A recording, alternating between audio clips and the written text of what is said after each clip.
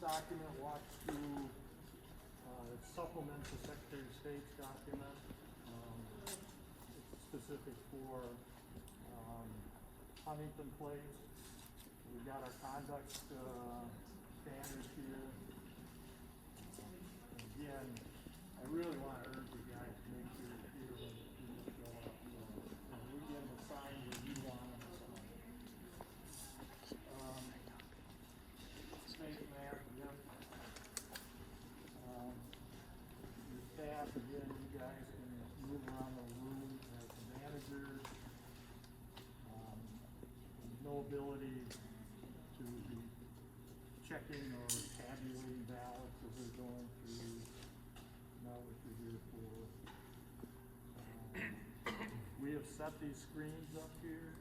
So we don't want you leaning over the back of the people operating.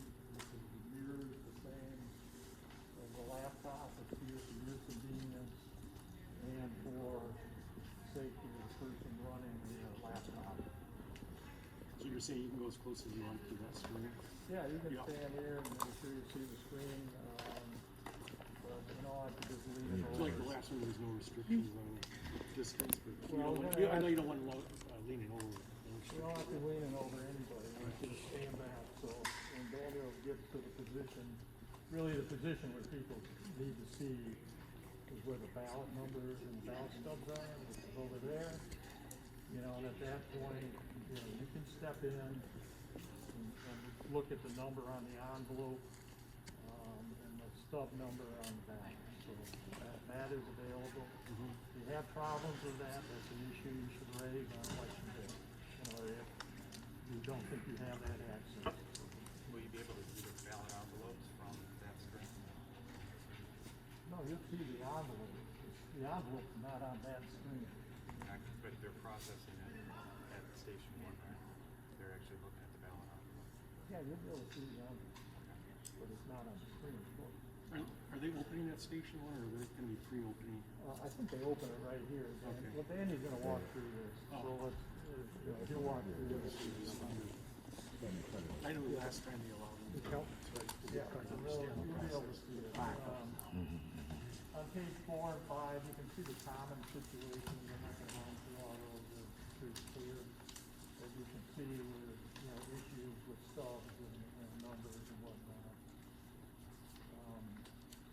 So there'll be a process for making the challenges. You know, tell them the table you want to make a challenge. They're going to bring over the challenge liaison, which is a section supervisor, and then they will process the challenge and take care of it. Will there be a way to recognize the liaison? Do they have distinctive clothing or anything? You'll have on black. All black. Section All supervisor. black? Yes. Okay. So you can make your challenges at that point.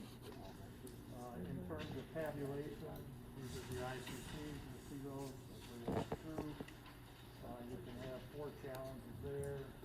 You know, occasionally you will see the tabulation will stop. The challenger can step up and see the situation. They'll discuss it as they determine why it stopped. Either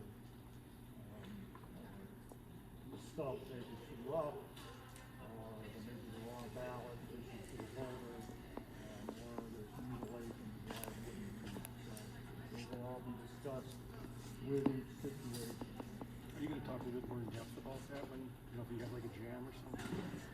Because the question I always had is, what's the process to recover from a jam or torn ballot? Do they have a written process for that?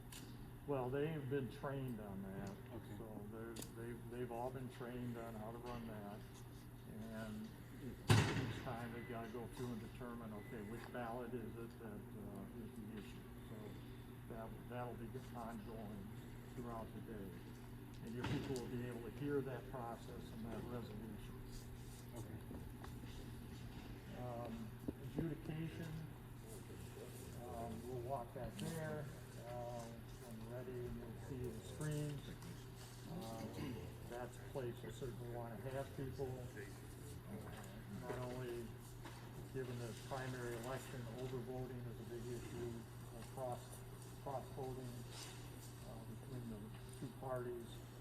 And, you know, our write-in candidates, that's where the write-in candidates are collected from a separate system, but they do collect them at that station. And Candace Jenkins will be here, who's the national supervisor, has been the Wayne County Director of Elections for many years, so she supervises that. And we're happy to work with you all. Supervises the adjudication? That's correct. Got it. There's not a lot of discretion. In my view, there's really no discretion. There are set standards from the Secretary of State as to what constitutes a vote in these situations.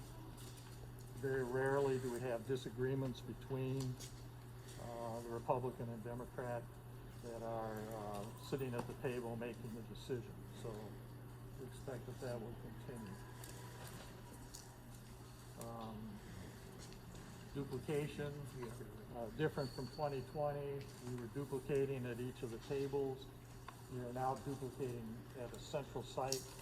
Will be 10 duplication tables.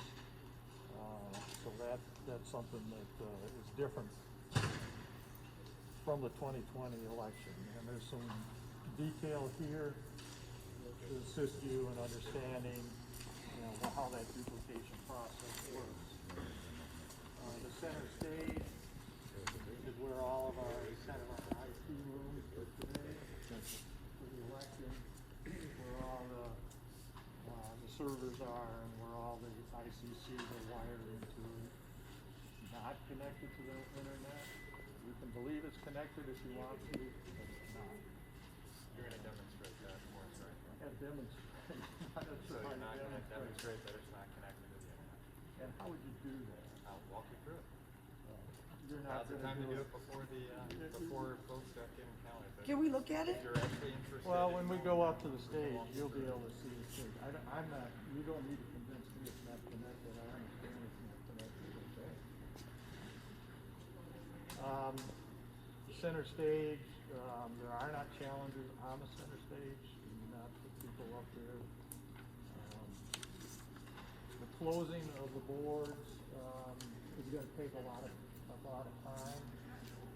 Instead of just closing each of the 110, we actually have 450 precincts. Each one of those have to have a full book run because the precinct delegates makes each of these separate. So that's going to take more time. So if you're hanging in for the bitter end, it's going to be in the wee hours before that is okay. So you know that's going on. Question? I've got a question here. Will the poll workers have name tags on them? No.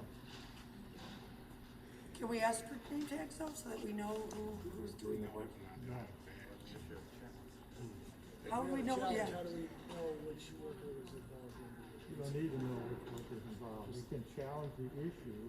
The issue will be recorded in the poll book and resolved at that time. So it's not a matter of who did what. This is not an investigation. If you have a challenge because you think some process is not being done correctly, this will resolve that issue. You don't really need the person's name. What about the supervisors? Will we have their name? No. Chris, how many Hey, you know, you think this is funny. No, actually, I don't think yeah, it's you funny do. at all. You're Actually, the this is funny funny. man today. If you want appreciation for integrity, for us to have confidence in the election, transparency is what's needed, not opaqueness. And so that's all we're asking for. Well, here's the deal. Unfortunately, since the last election, a lot of election officials have been hassled and threatened. Poll challengers have been as well. Okay, so we're not putting names out so that people can put them on the website and end up having these folks harassed or Transparent, threatened. everything will be fine. Well, there you go. So when, you know, if there is a challenge, does it stop the process? Yeah, we'll stop until, you know, the supervisor comes over. We'll Because deal one of with the questions challenge. has been asked, you know, does it keep going, because then it's too late. Yeah, Once it's, no, we'll you know, stop the process. And and read the Secretary of State's document, because it talks about repetitive challenges, and we'll handle it in that fashion. If you have a challenge that you are gonna make every time a ballot moves through, we're not gonna stop every single time. We will note that as a challenge and move on. So we're not gonna go through a formal challenge process, on every single ballot. If it's not dealing with a ballot, but dealing with process. So that's how it's gonna go. You know, if there is a question, though we don't stop it, can we just tabulate and put that into the notes? I mean, if it happens 50 times, we're not gonna stop it 50 times, but we'll Right. save us 50 ballots here with the challenge. Just how many challenger liaisons are there gonna be? I'm not sure how many sits. We have Can you step 5. over here, please? I don't really need you standing back there. We just can't hear you, sir. It's real hard to hear you. Okay. That's the only reason why we're being a pain. We don't mean to be, though. No, it's, But it's hard to hear you with that Okay. mask. I- And you don't I have a very loud voice like I don't. do. I'm very old. So that's the only reason why I feel like I'm in your space. I apologize. How many supervisors? We have 1 section supervisor for every 5 tables.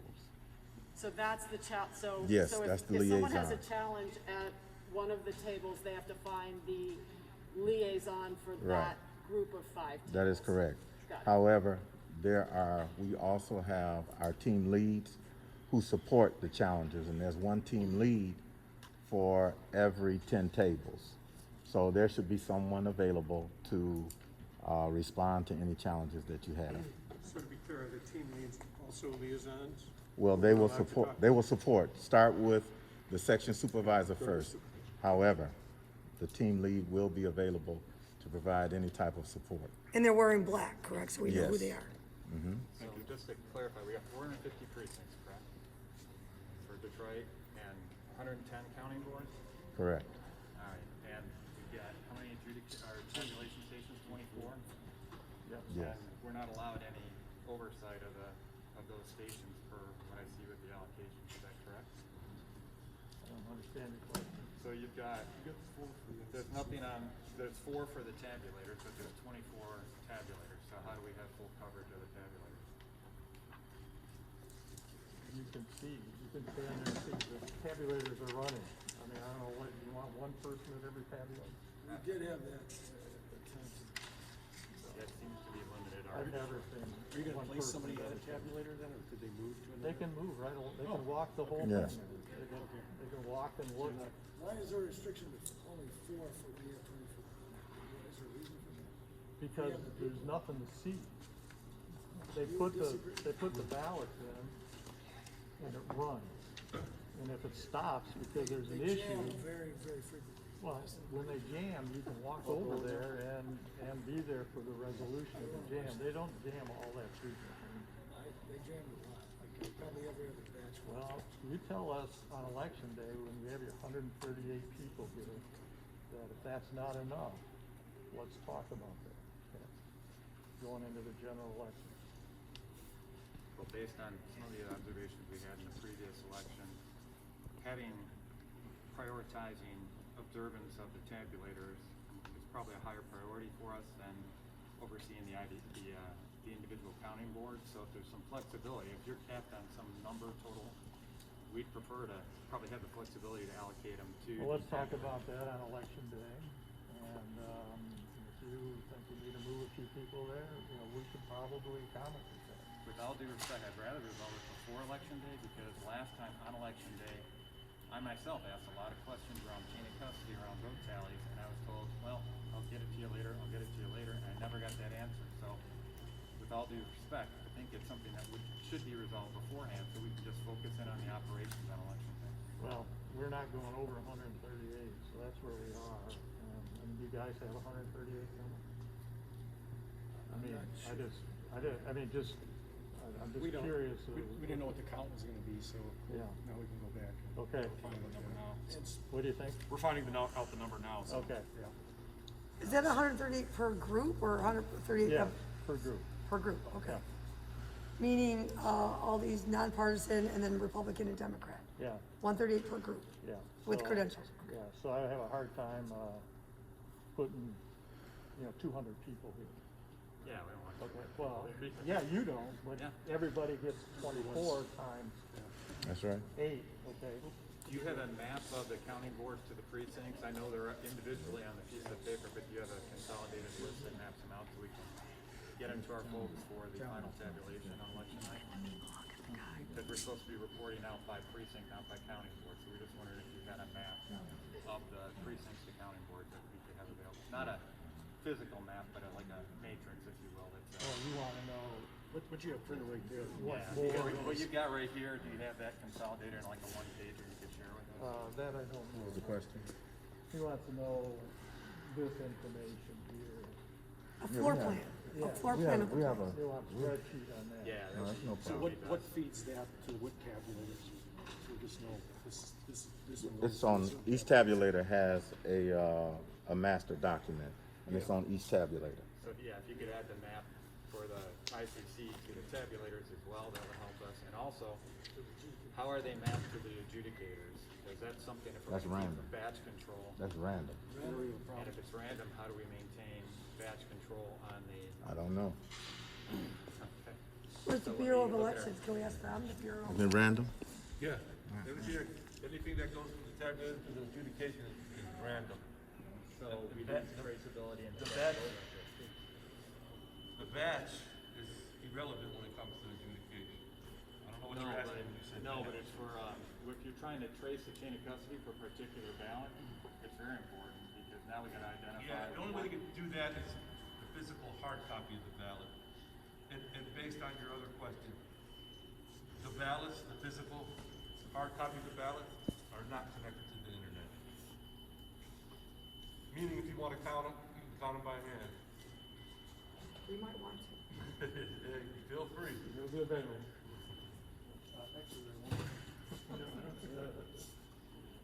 They will or they won't be. See, how come the leaders are available or they won't be? And then people laugh. Why are we laughing, you know? The ballots are not available. But they said that No. they were, so. No, if you wanna request a recount, I'm sorry. Okay, all right.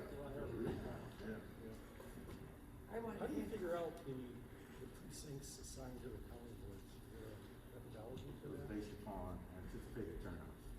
Remember, Chris mentioned that each precinct is unique because of precinct delegates. Typically, in a general election, they're based upon common board, which is political composition.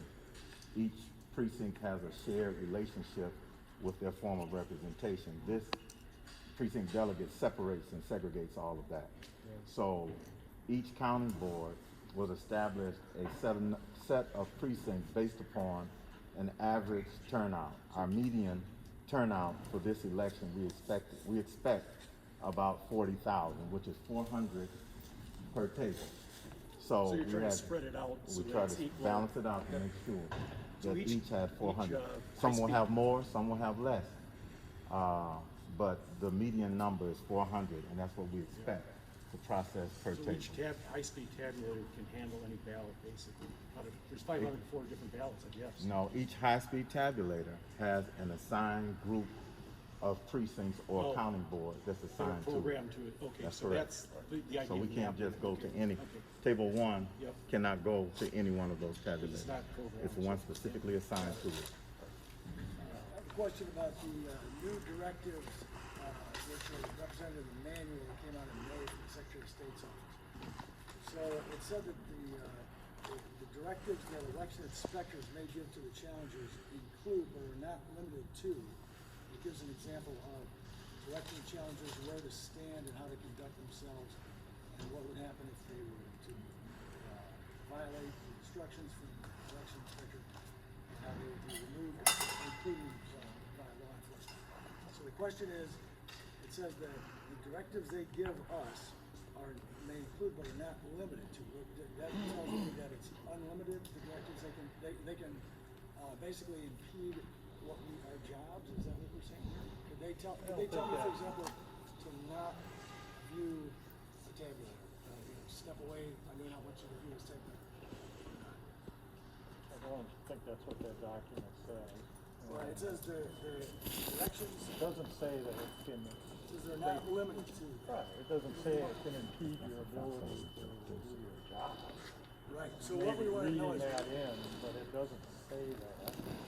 We We're find giving out. you a document here that might be some of the other things. And I don't think anything here impeded your ability to do your job. So it's delineated in this document, we have this handout. Yeah, I mean, and, you'll deal with things that come up. These are behavioral issues. In each election, sometimes there's unique behaviors, so. but Well, we don't expect discriminate against behavior though. Right. Okay, good, because I Behavior's speak out, great. I apologize if I do, but I don't wanna be one of those people you kick out because I have a loud voice and I make myself known. So I would not be one to be kicked out because I have a loud voice. A loud voice is fine, but not yelling, But that's not yelling, people might accuse me of yelling. So I just wanna make sure that when we talk behavior, we're not picking on the way the Lord has made us. So, No. okay, good. We might be picking on your language. Oh, no, we don't swear.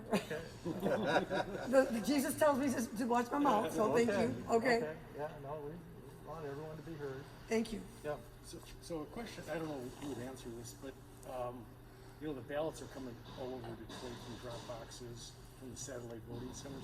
How do you ensure that you get them in here by, as many in here as you can by 8 o'clock on, or 7 o'clock, whenever the polls close here?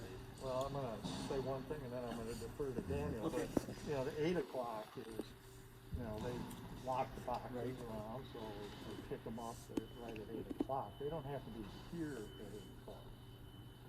They're taken to the city first and then signatures verified, and then they'll be here.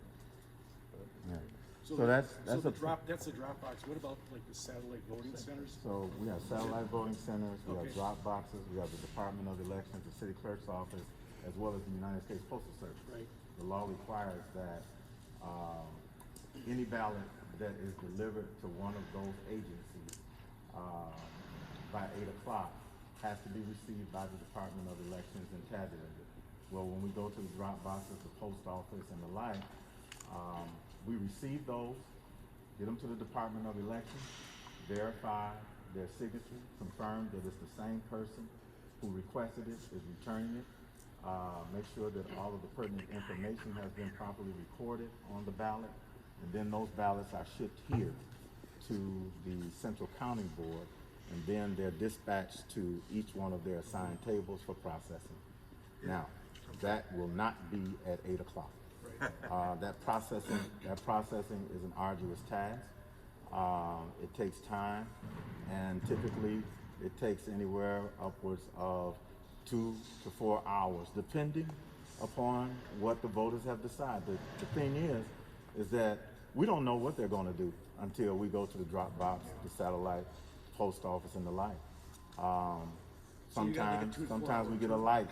Sometimes we get a 4 hour light mail. turnaround on it? Sometimes it may be longer than that. I don't know. Yeah. It just depends.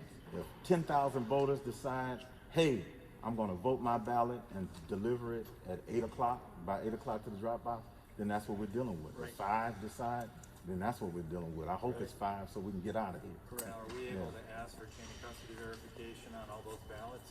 Who delivered them, when it was delivered, how many were in that delivery, for each one of the handoffs? So if it's something that was picked up We at the typically clerk's office, receive them from the satellites, get them to the Department of Elections, and drop them off.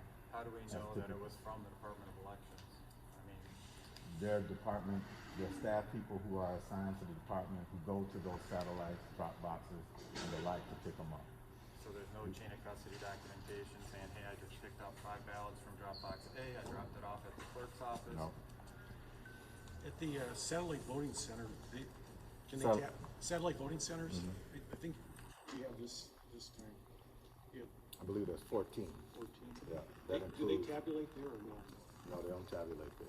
All tabulation is here. But they can receive ballots there? They don't Although- receive ballots, they just, they receive them, Right, I mean, it's but- the equivalent of a drop but box, they're, but it's in but the they're satellite entered, voting center. or they're recorded as received at the Department of Elections. Okay, and what's the process? Do they hopefully turn those things around daily? Do they get them out? Yeah, we do it daily, but on election day, Right, you know, right.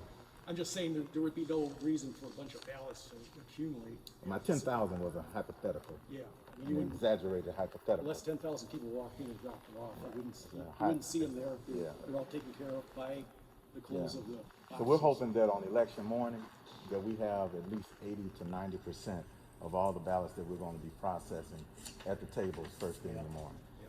That's the goal. We're just trying to understand so we can explain to other people, right?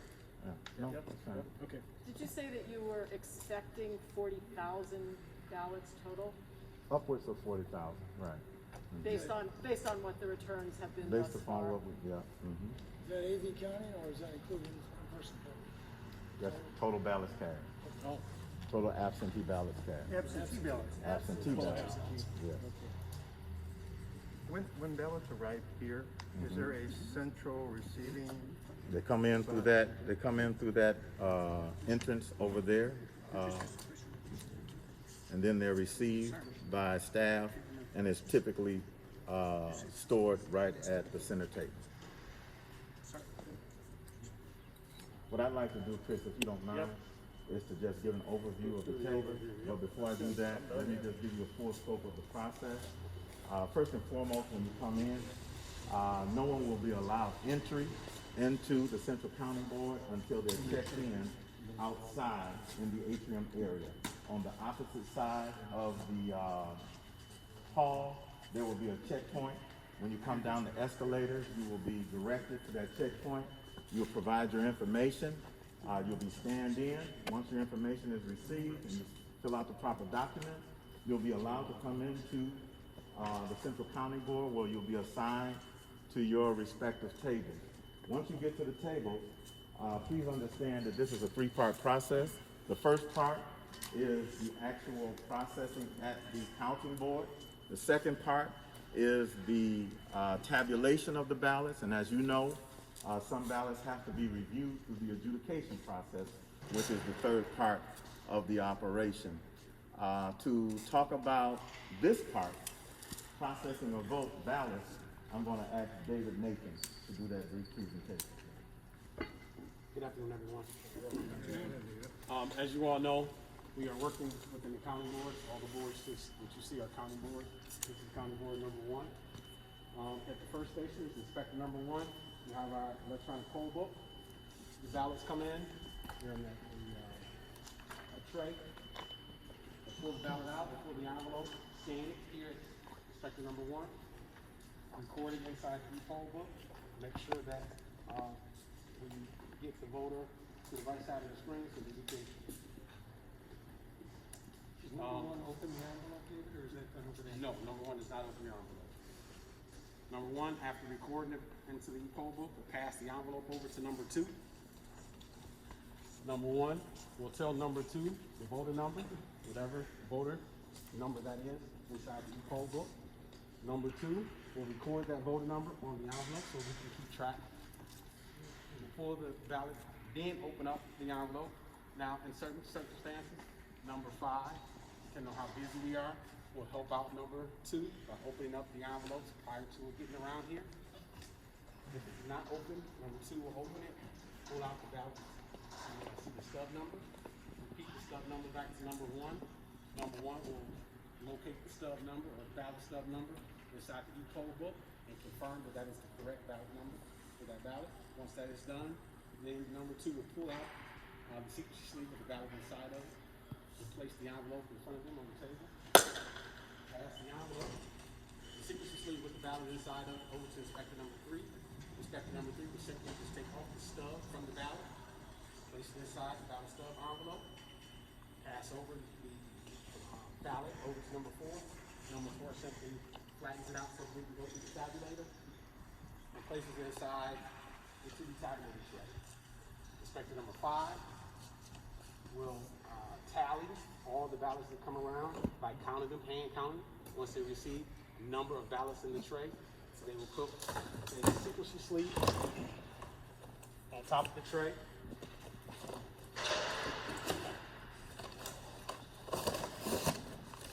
And then they will proceed to take the ballots over to the high-speed printer, where they would be joined by one other person, and those two will walk the ballots over to the ICC. Once they're counted, those ballots will then come back to the table, and they will be placed inside the transfer case, and they will be secured in the transfer case for the rest of the evening until we are closed down.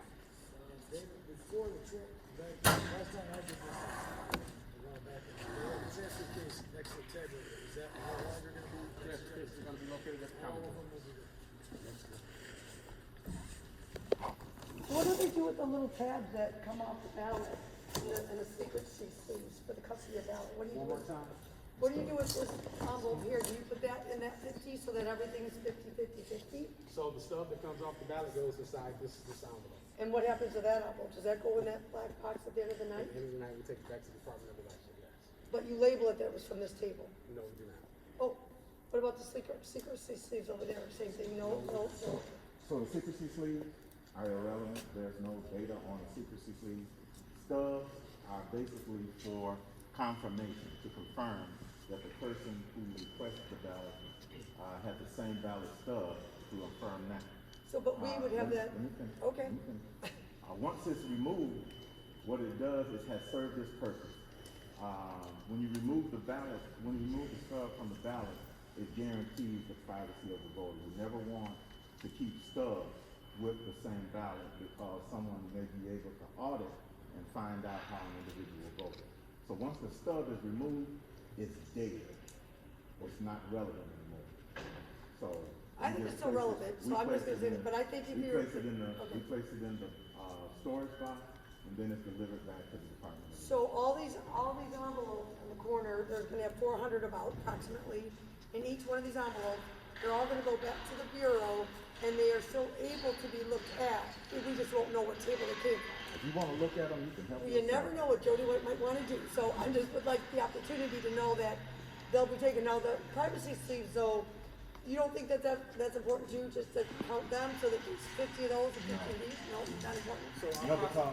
our process is such that we keep track of our ballots by putting the numbers on the envelope. And that's the way we keep track of our ballots there. We also keep track of our ballots on the poll book. And And we the- also keep track of our ballots by number 5, ensuring that we add them. And you have that piece of paper. I mean, you do. It's there, but we don't. But you will not throw those away. You will have those somewhere where if we wanted to ask for them the next day, we could look at them, correct? We will place these inside of this box once we're done in the evening, and we will deliver back to the Department of Election. So just so that you know, some voters will not return their ballot in the secrecy slip. Okay, thank you. Okay, I did not know that. Sometimes a voter Doesn't will, have this. will remove the stub, Gotcha.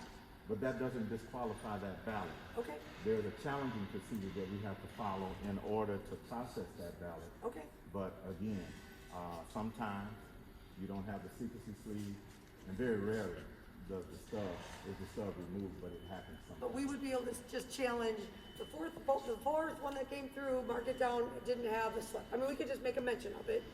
And so that, then we could have our watch on and our pad of paper, and we would just note that if we choose to do it. Yeah, you can note it. Yes. We do what we do, but that, But we're allowed to note it, just put the time and say challenge, just, you won't. we won't challenge it. You won't, okay. Oh, can we just put on the record that I object? No? Okay. It's an impermissible challenge. It's a what? It's an impermissible challenge. Lack of a secrecy sleeve is an impermissible And all challenge. of this information is located online. They've got an absentee voter county board manual. They've got guidance from the Secretary of State that was updated in May of this year. So you really can get all of these answers. No, and I appreciate that, but I'm also right here, and I've got the guys here, and I really appreciate it, because I just wanna make sure if I wanted the chain of custody, I would be able to get them. I So also thank you. think, Thank you. you guys can correct me if I'm wrong. People who are running for office are not allowed to serve as challengers. Is there somebody here that's running? No, I'm running for office, but here's the thing, I'm running for office, and I don't trust my party or my policies or procedures, so. So as a challenger, you will not be able, you will not be able. No, I'm in District 5, I'm not in Detroit, so I'm allowed to still at least look at the process. So are you troubled that I'm here as a Senate wannabe, because I want secure and safe elections, so is that okay that I'm here? I'm telling you what the rules are. Well, but am I breaking a rule? 'Cause I wanna. Okay, whether or not you're breaking the rule, let's keep moving Thank forward. you. We can Thank talk you, ma'am. about that Thank you. another time. I do. So, obviously, the poll book is updated to a certain point, because you have to manually set up everything, nothing's connected to the internet. So there are people who, because they have same-day, voter registration, who register after the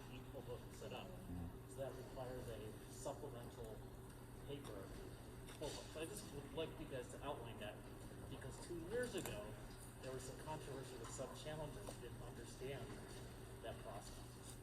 So, the voters allow same-day registration. And so when that happens, if a person goes to one of our satellite offices on election day and casts their ballot, that person would not have been downloaded into the polling place. So once that ballot arrives here to Central County Board, we have a process that we go in with the supervisor present, and we will add that person to our list of voters within our poll book. And at that point, we will process that person's ballot. Just an FYI for you, you may have mentioned it, I may have missed it. When that person registers to vote, their information or that ballot is delivered, it's a white ballot, envelope.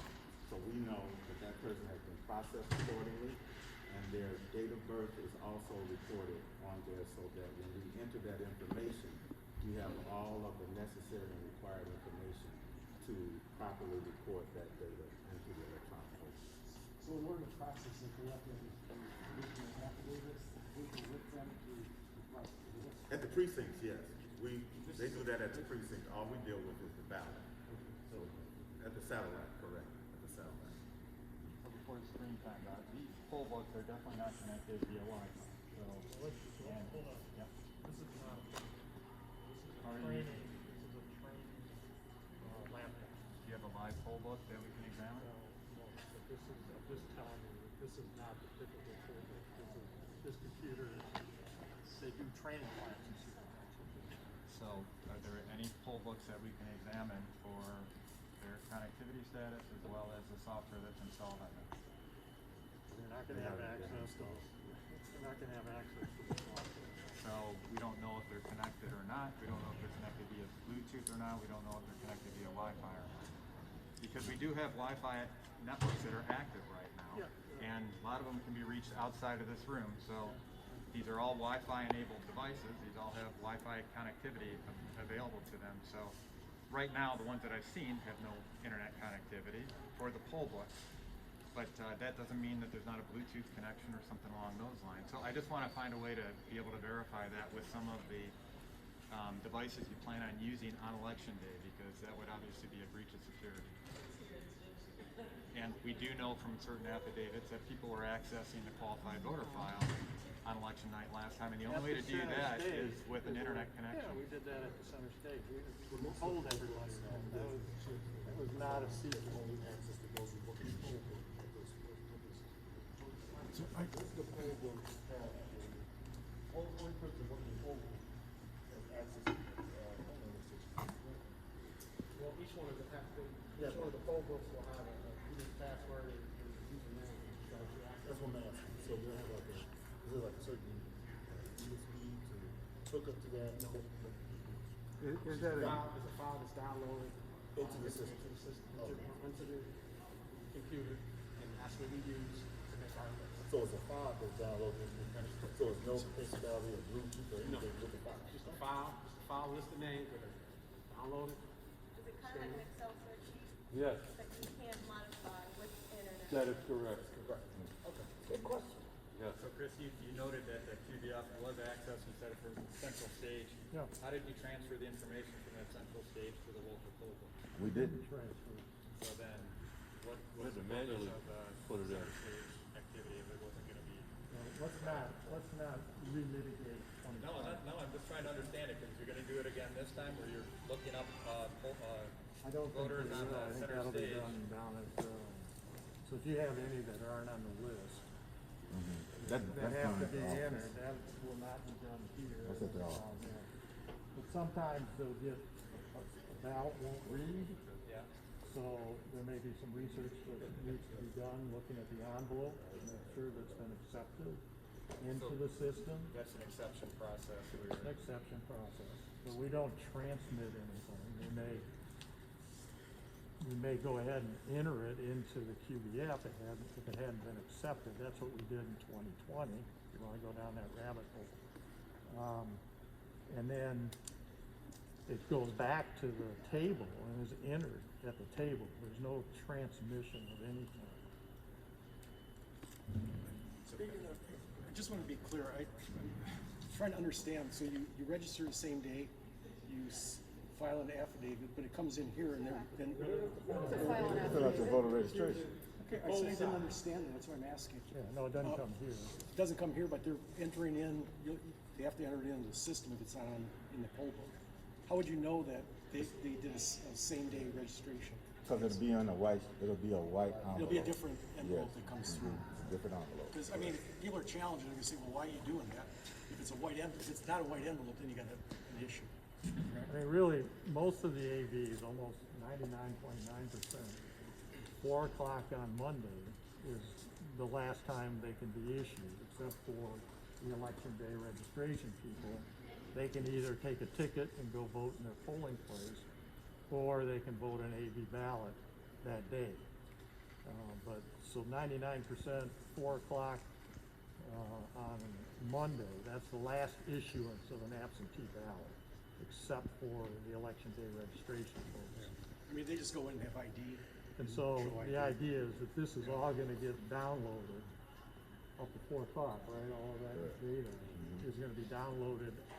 The difference in 2020 is that we had pre-processing on Monday. So we had to download on Sunday so that we could do pre-processing. That comes back to your question, Logo, on why we had supplemental lists. Because there were all those ballots issued on Monday that had not been downloaded onto the system on Sunday. So we pretty much have eliminated that now, except for, again, election day registration folks. So there's no supplemental list this time? There really shouldn't be. Well, speaking of the supplemental list, and this position right here, in 2020, there were many, many ballots that did not show up in the poll book or the supplemental list. Those ballots were then, the names of the ballots were entered into the poll book. And that happened in large numbers. And this, Because, your explanation, let me just finish it. Your explanation in the deposition was that it was, somebody forgot to click save. They didn't. Well, you got it half right, which is pretty much the way it goes. So there were a number of categories. One were all the Monday ballots, which is a huge day. I think we had around 12,000 ballots on the Monday. None of those were on this e-poll book because they applied on Monday, they voted on Monday. They came down on supplemental lists, we ended up actually entering those, right? They were entered into the poll book. It had nothing to do with the issue you raised. Now, the issue you raised happened with a category of ballots that we discovered would not take and were not on the supplemental list. They were time date stamped, appropriate time. They were signed as having the signature check, but they had not been accurately entered as accepted in the qualified voter file. So that work was done on those ballots. Now, you had stated that problem, that you had notified the Bureau of Elections director, I guess. Is that problem still in existence where somebody could enter hundreds maybe of, receive hundreds of people into the QVF and then somehow forget to click save? Or, because most data entry systems, they require you to enter it before you go on to the next one. So apparently they didn't have that in our system. Has that been rectified? I don't know. I don't work the software, so I don't know. So is that likely to happen? In other words, could that happen again? And what happens? How do we handle those ballots if they're not showing up anywhere and people are? Well, you'll see them at the tables. It'll be quite obvious that, they're not in there, they're not on the list. And you can raise questions about those. How do we go about challenging that? Like, say if it happens, because back then it happened hundreds, maybe thousands of times. It happened maybe about 12 to 1,500 times. We're offered an opportunity to challenge everyone. The Republican Party declined to do that. Okay, just so everyone's clear on that point. And they wanted to challenge them. We would have processed them as challenges. They declined to do that. We dispute that they declined to challenge them. Which specific, are you talking about 5 to 7,000 ballots, or 12, you said 1,200 ballots? Yeah, there wasn't any 5 to 7, 5 to there 7. wasn't any 5 to 7,000 ballots, that's, you can Okay, so dispute that's that. under dispute. So that won't happen in this election. Thank you. The 12,000 that you said came in that time, shouldn't that have been happened through the DOE and already entered into the system for you, so that when they come here, they're all in the poll book for you, or no? That's what'll happen this time. Let's, 'Cause otherwise we're it's a lot gonna of work. move It's a lot away of from work for you. 2020, you all wanna go out and go through that rabbit hole, go for it, but let's move on with what's gonna happen here. So we're set here, we can walk on down here. Just one question. When you said that the person running the poll book logs into the laptop, is that a personal user ID or is that a sort of a shared ID for like table 1? It's ID that was set up prior to election day for the poll workers to be able to log on to the e-poll book. So that's all poll workers at that table, or because you have shifts, right, of the poll book They will use operator. the same access. It would be the same user ID. Yes. It's not a personal user ID. Thank you. All right.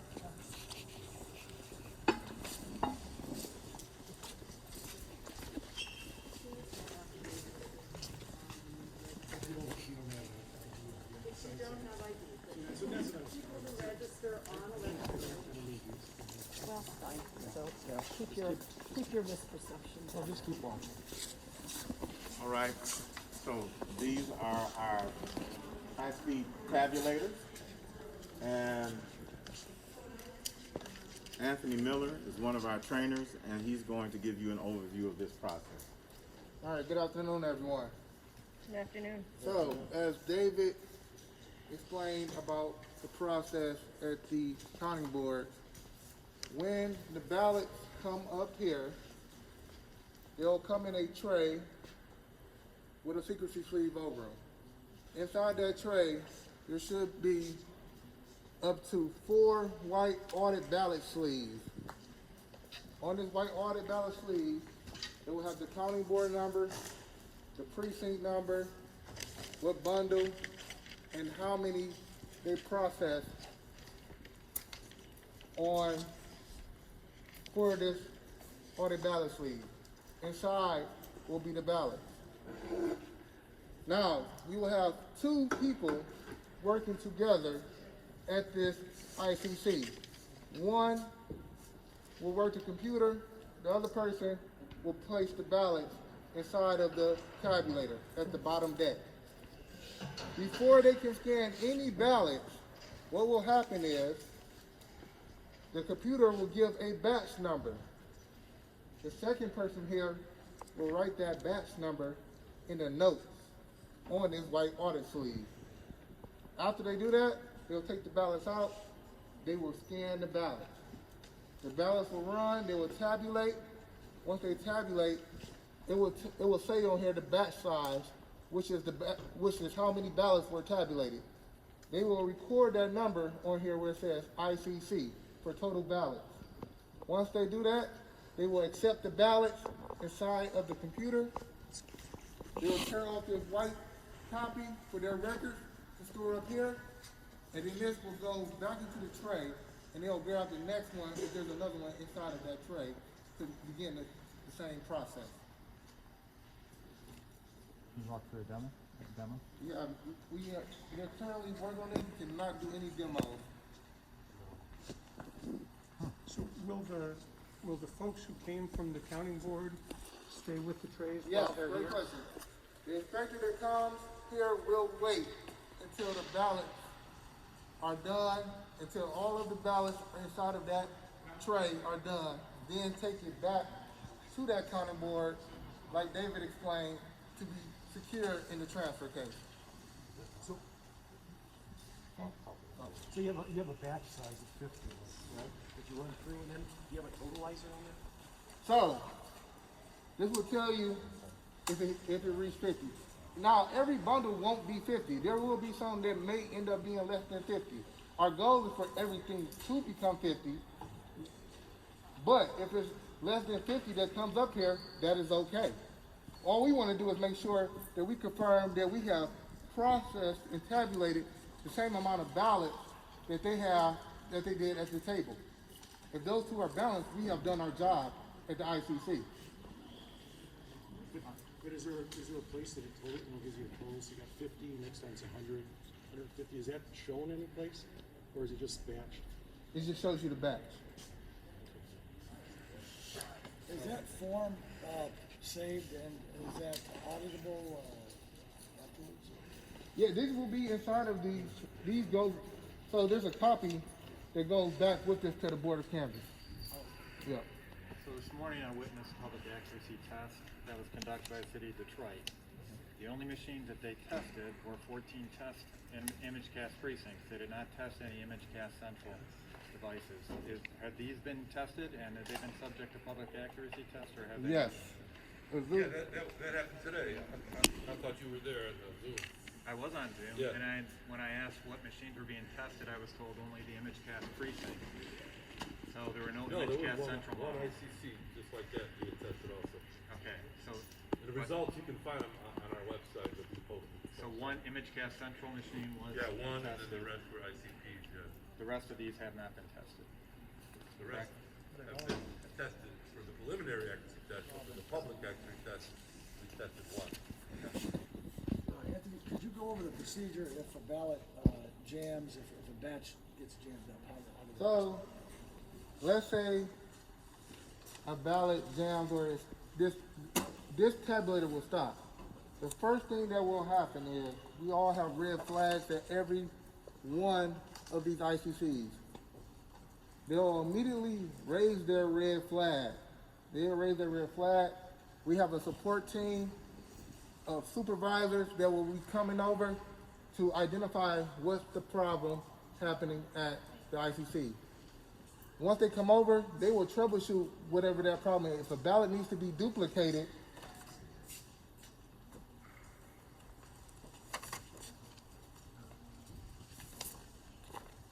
because it's unable to read, it will go inside of this blue audit sleeve.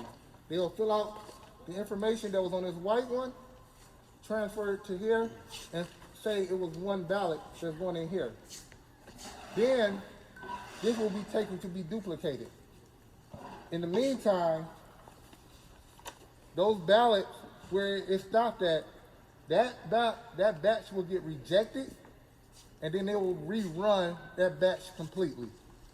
And then after they rerun that batch, they go back to the normal process of saying how many were tabulated at the ICC and accepting it inside the computer. So when they reject that, does that zero that out on the screen? Yes. So it go to zero again? It goes back to zero. Is that an automated process or does it have to be directed by the user? It'll be directed by the supervisors that will come over. How do they do that? What's the procedure? They'll come over. It'll be a prompt on the screen for them. They'll look at it. They'll find out what ballot is the problem. They'll handle it exactly how I explained with the blue audit sleeve. They'll then reject it. There will be a prompt for them to reject it, that batch, and then they'll rerun that batch completely. So just let me make one note. This number here, this counter, this is Melissa's counter. So that counter is just a continuing run of what's going through this machine. A cumulative. A cumulative run. This machine's got no brains. It's like an odometer. It's an odometer. Can we zero out something? If not this, then what can we zero out? This doesn't mean anything. This know. is just how many pieces of paper have I know. run through here. Can It's we- zeroed out here. And how do we? You don't do it, no, but. Can we witness it or can we Yes, you will be. verify that it's? Yes, I'm pretty sure when they raise their flag and they're coming over here, you guys will stand over here and look over to see what's going on with that process. At the beginning, at 7 o'clock, before everything starts, do we get some indication that each one of these tabulators is counting status at 0? I'm sorry. What they want to know. At 7 o'clock in the morning, how do we confirm that the machines or the software is zeroed out? We'll print zero reports for every precinct. And at the end, do we get to print final up on the reports wall. again? Yep. And that comes out of this printer right here? No, we're gonna print them over there by the stage on some high-speed printers. Okay, so, and that will be for each, will we be able to get like one sheet? For that each says precinct. Each tabulator, or each Each precinct? precinct, all 450 of them. Okay. Yep, we'll post them on the walls behind you and in front of you. Yep. Yes. So, when a ballot is sent for duplication, does the batch wait for the ballot to come back? That's Or another do the great question. duplicated ballots get tabulated separately later? So, they do not wait for that ballot to come back. They will finish what they have. This ballot is going to be duplicated at that point. So this one's not here. They'll only work with what they have available. Finish Okay. processing it, then it will go back to the inspector, and then it will be tabulated. Then it will go into the transfer case. Okay, so then when, I'm sorry,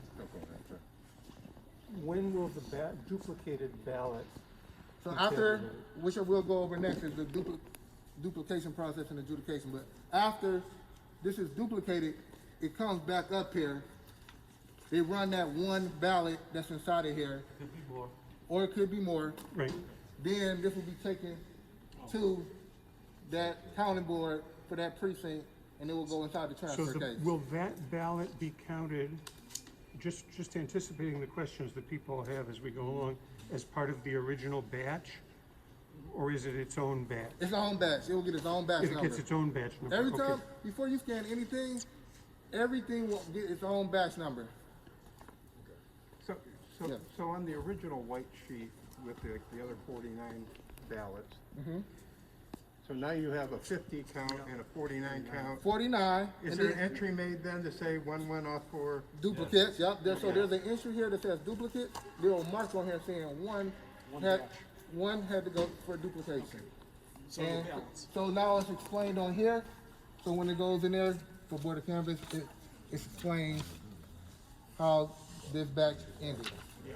And a question for George, if Yes. for this, you had mentioned that we could get a printout of the zero at the beginning. Yes. Why can't we get a printout of zero at the final tally at the end for each here, Yeah, they'll not be central? posted, yeah.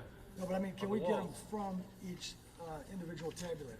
Can we get them from this Well, machine? that's why I told you you'll have one for precinct, because that's even better than the tabulator. One for every precinct, you'll have a total. Okay, will we get one, will we know how many votes went through a given tabulator? Will we get some type of a indication of the number of ballots that If were you, counted? you know, you have to do the math yourself, I'm sorry. But I mean, You have to- but you will have we to, get it from? calculate all the precincts assigned to that, which is at the table. Yeah, we could do the math. Calculate all the precincts that are printed out individually, the totals, and then do the math yourself. But will it come out from each individual tabulator as opposed to, you mentioned up at the stage, will we be able to say that this specific tabulator here, this is the count that came out of this tabulator machine? Not physically gonna come out of that printer, no. Can we get it from the screen, on the screen? No. So it's How do just you a get the blank- number like a then? blank box. How do you get the number? Count up all the votes cast for each precinct, as we stated earlier.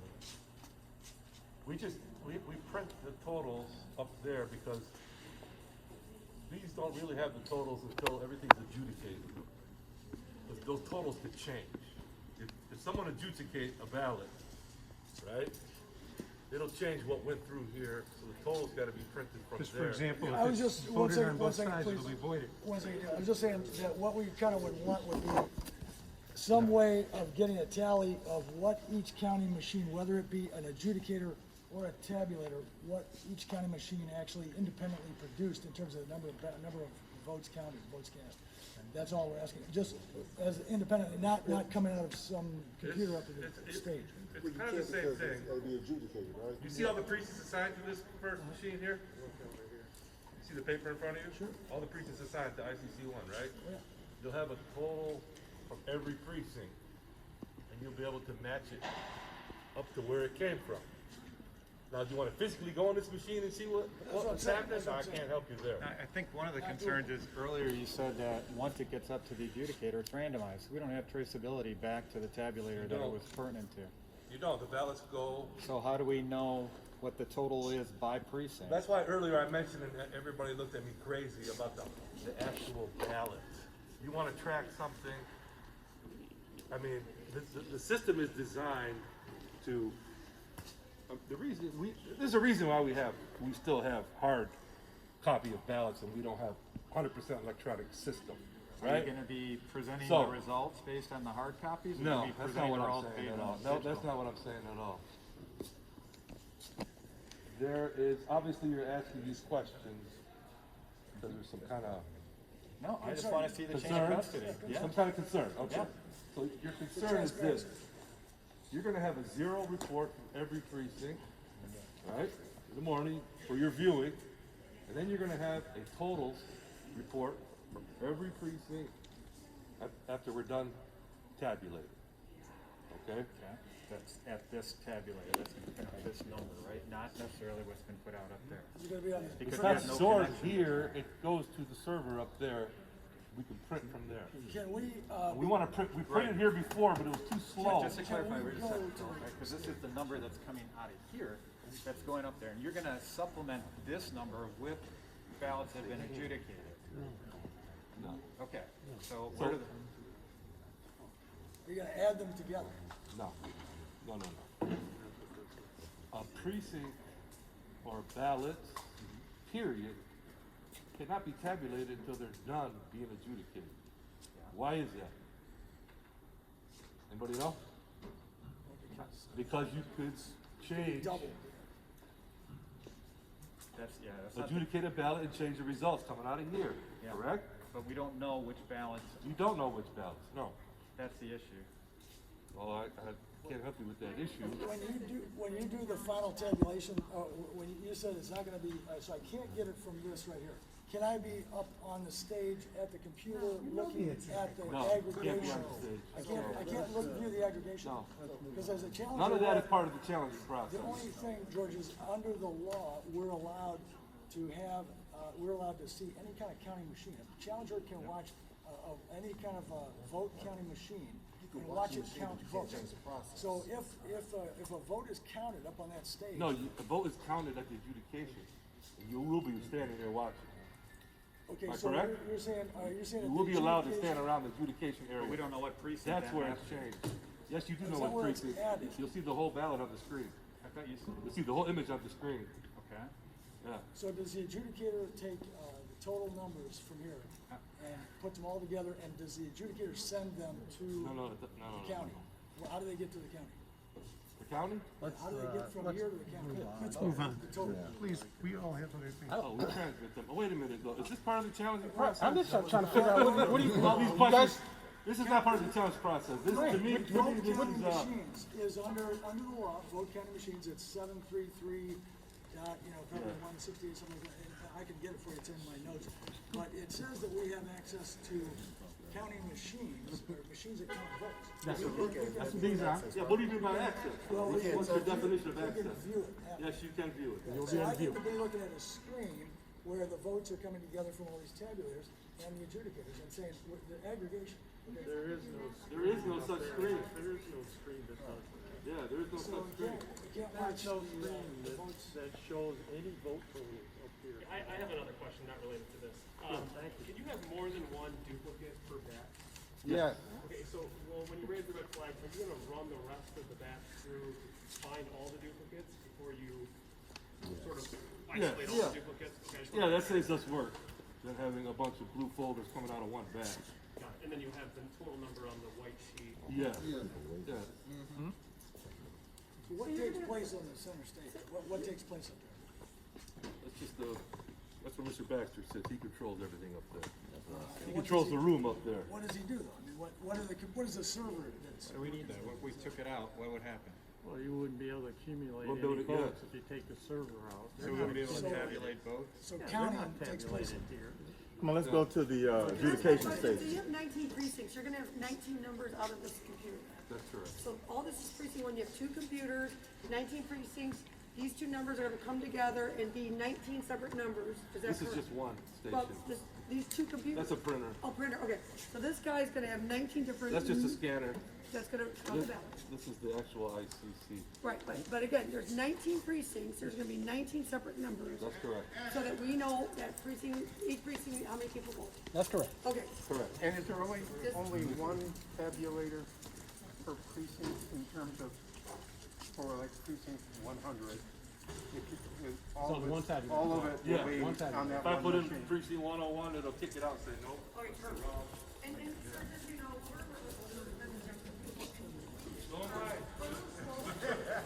That's why they're asking IT questions. I don't know. We're not asking you to like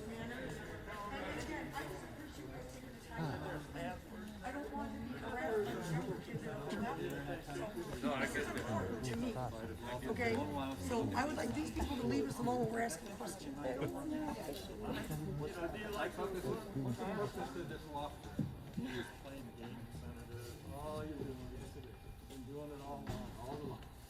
All right. And you've been lying. Yeah, right. Use him line. Here at each table, coming into challenging, I know it's been challenging in 2020. Is there a certain